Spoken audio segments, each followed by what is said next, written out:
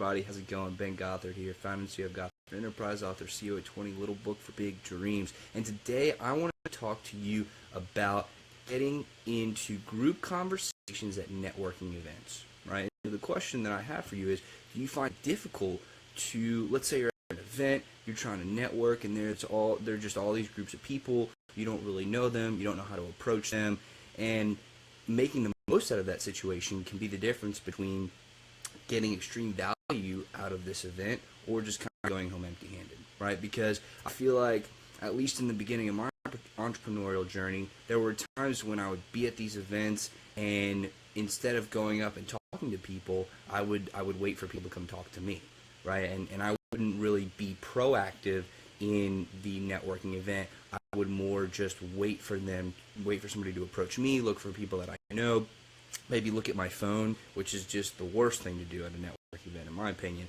So I want to break down for you the system that I learned about in a TED Talk. And to be fair, I was actually doing this, but this gentleman gave a name to it. So I want to talk about the system of open threes and closed twos.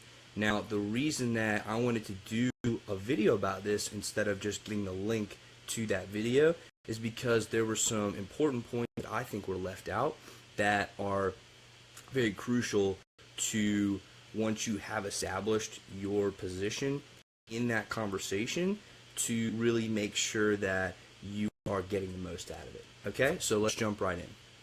Right, what is the open threes and closed twos system? Okay, let's say you're at a networking event and you see over in this corner that you're in that there is just an individual person, there's a group of two people talking, and then there's a group of three people talking. Okay, and so you have the individual who that'd be very easy to approach, two people and three people. Okay? Now, while it's tempting to go and speak to that one individual, okay, that is not where the most opportunity is for you to meet people, right? Because at a networking event, you're not just meeting these individuals, okay?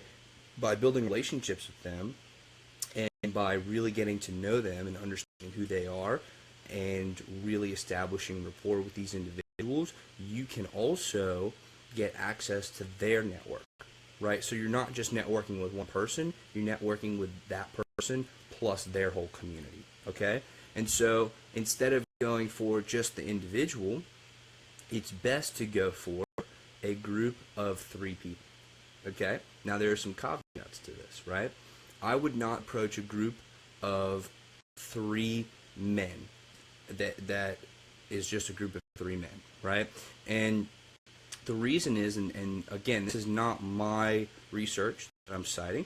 This is the gentleman in the TED Talk. He was saying that you should always go for a group of people with at least one lady, right? Because he said through his trials, he's found that ladies are a lot more inclusive in the election group, okay?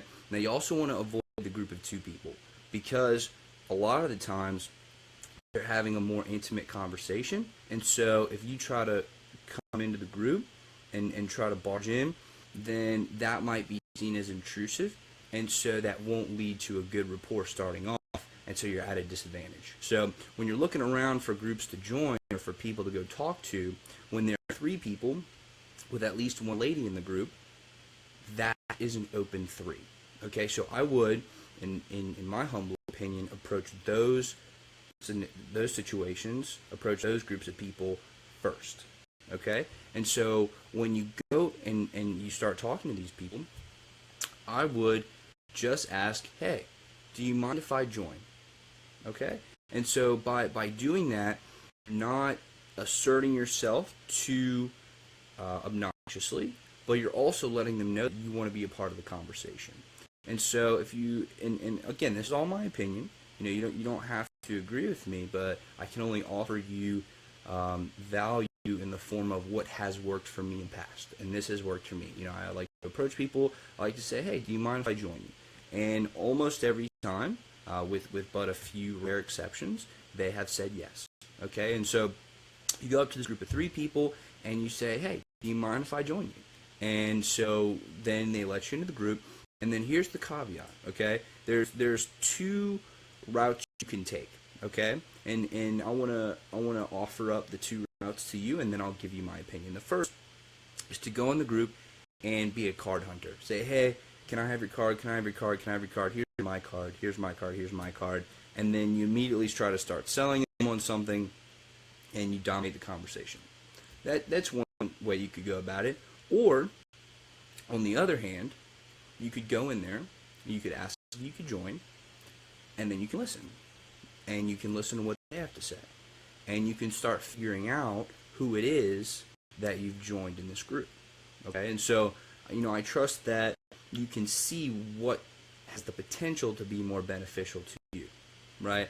And the gentleman in this TED Talk that I keep referring to is of the opinion, and so am I, that you should always listen first, right? Be interested before you are interesting, okay? And he gave a really good anecdote as to why that is the case, right? And he said he was at this one networking event, and there was this lady there, and she came up and she was, hey, I want a card, have a card, have a card, and then she started talking about her cleaning business. And she was saying, we do office buildings and this and that and the other thing. She tried to immediately sell this gentleman. And what he said was that because she approached him like that, he absolutely was not interested in her services. But he happened to be an executive at a nonprofit with a massive amount of buildings and a massive community of businesses in this one nonprofit. I think it was on a board or something. And so what he was saying was he had the potential to give her a ton of business, and it just so happened that he was looking for a company to do all of the cleaning for his nonprofit.